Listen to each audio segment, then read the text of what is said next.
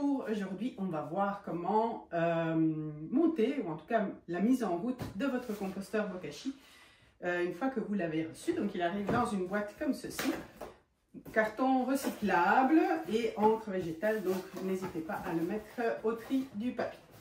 Alors quand on ouvre le carton, voilà, ça c'est un starter kit. Vous allez trouver un petit flyer inspirant.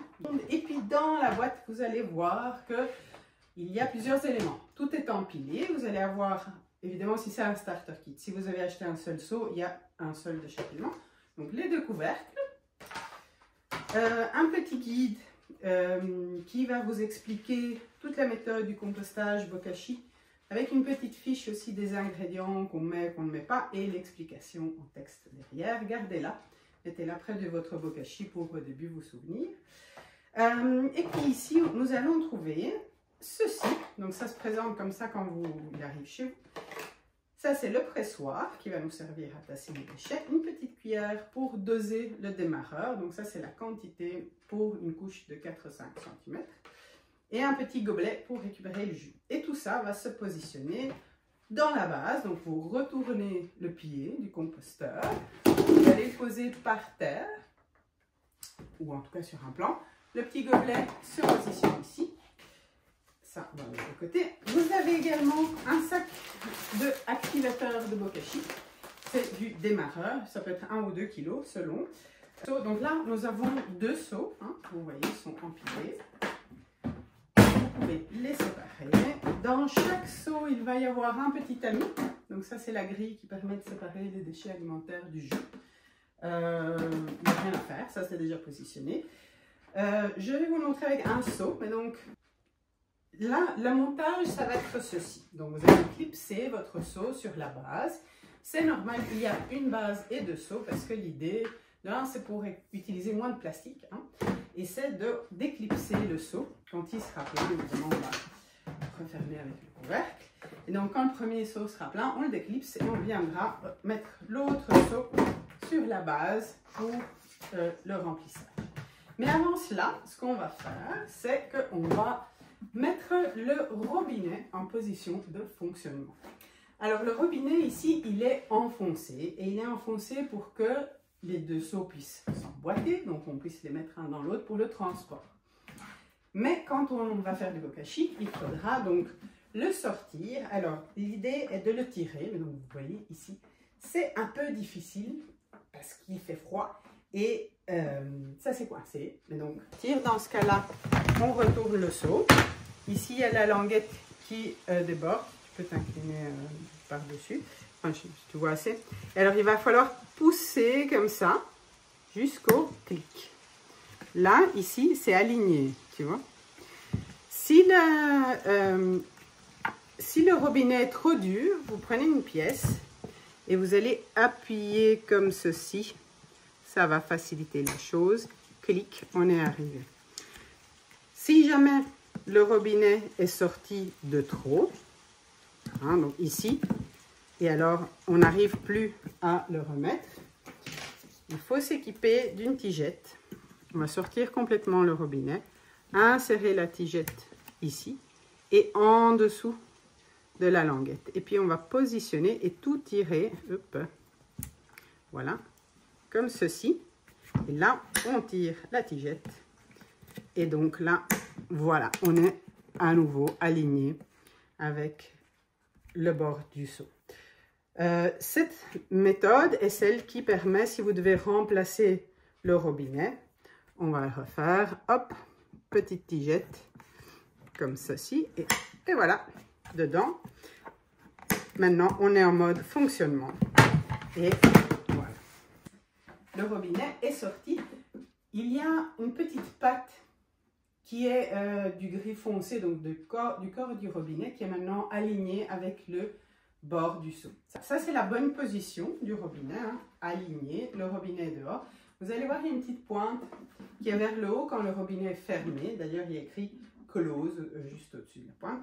Et donc, au quotidien, il n'y aura plus qu'à tourner la petite rondelle en position ouverte, petite pointe vers le bas, ou fermée, petite pointe vers le haut. il ne faut pas tous les jours rentrer et sortir le robinet. Donc une fois qu'il est mis en position de fonctionnement, c'est-à-dire qu'on peut le tourner, c'est tout. Donc là, vous êtes prêt, votre robinet est prêt pour vous lancer dans le bokashi. Vous mettez votre tamis au fond, votre couvercle par-dessus, et puis il ne vous reste plus qu'à avoir des déchets et à les mettre dedans. Et donc la dose de démarreur, c'est une cuillère pleine qu'on va parsemer sur une couche de déchets de 4-5 cm. C'est plus ou moins la dose. Alors vous mettez avant vos déchets grossièrement découpés et puis vous allez parsemer par-dessus la dose de démarreur. Si vous mettez de la viande, des protéines animales, donc des restes de poisson, de croûte de fromage, ou bien si vous avez des aliments un peu plus moisis, mettez une deuxième dosette parce qu'il faudra un peu plus de force de micro-organismes efficaces, donc qui sont imprégnés dans le démarreur, pour lancer la fermentation. Mais sinon, le plus simple, parce que vous pouvez y aller très bien, ça correspond à une bonne poignée que vous pouvez prendre avec vos mains. Ce sont des probiotiques, donc vous allez vous re-ensemencer de bonnes bactéries qui vont vous faire du bien. Et puis, alors à chaque fois, on va bien refermer notre petit bocal. Vous voyez, ce n'est pas une grande quantité au quotidien, donc d'où l'importance de bien refermer son sac. Une fois qu'on a mis l'activateur par-dessus, vous allez bien presser vos déchets. Alors vous pouvez presser avant ou après. Moi je préfère presser après parce que comme ça l'activateur va se faufiler dans les petits interstices. Mais il est important après de bien presser pour chasser l'air entre les morceaux. Écrasez bien les coquilles d'œufs s'il y en a parce que sinon vous avez des poches d'air qui vont se fermer et c'est pas génial pour la fermentation. Truc super, c'est que vous pouvez laisser votre pressoir au fond de votre seau. Comme il n'y aura pas d'asticot ni de moisissure, il n'y a pas de problème, quand vous allez réouvrir, il y aura un peu d'activateur sur le plat du pressoir, mais votre pressoir, la poignée sera propre. Et comme ça, ça vous évite des manipulations en plus. Et puis, toujours bien refermer votre seau, parce que le bokashi se fait en anaérobie, donc en absence relative, parce qu'il en reste un peu dans le seau d'air. Autre chose, donc évidemment, là je l'ai fait ici, mais imaginons, nous avons dit celui-ci. Je sais que c'est souvent présenté comme ça, les seaux. Mais quand le seau est plein, il va appuyer fort sur le couvercle. Je vous conseille d'éviter de faire cela, parce qu'à la longue, le poids du seau qui est au-dessus, qui peut arriver jusqu'à 17-18 kg, risque de faire gondoler votre couvercle, qui du coup perdra un peu en étanchéité. Donc, si possible, n'empilez pas vos seaux si vous voulez avoir une longue vie de vos couvercles. Et si c'était le cas, pour toutes les pièces du bokashi, sachez que chez Bokashi Compost, on a des pièces de rechange. L'idée est d'avoir des produits qui n'ont pas d'obsolescence programmée, donc que vous puissiez continuer à utiliser votre bokashi le plus longtemps possible.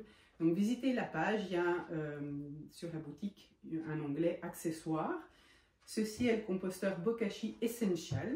L'autre modèle carré que vous voyez aussi sur le site, c'est le Bokashi Organico 1. C'était le premier modèle. Voilà, je vous souhaite un bon compostage Bokashi. Merci d'être ceux qui participent à construire un monde meilleur en triant vos déchets et en réduisant la quantité de matière organique dans nos poubelles, qui n'a rien à faire dans un sac poubelle, mais qui idéalement devrait être retourné à la terre. Merci et à bientôt.